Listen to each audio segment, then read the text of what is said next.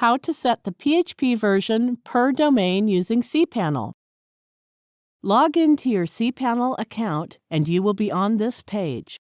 Scroll down to the Software section and click Multi-PHP Manager. Here you can see the list of different domains along with their PHP versions.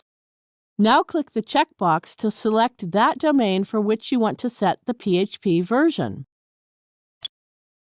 Click to open the drop-down list of PHP versions and select the appropriate version.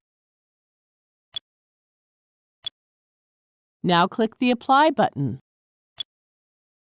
Notice that the PHP version of the selected domain has been set to the selected version. Similarly, you can select another domain and set the PHP version.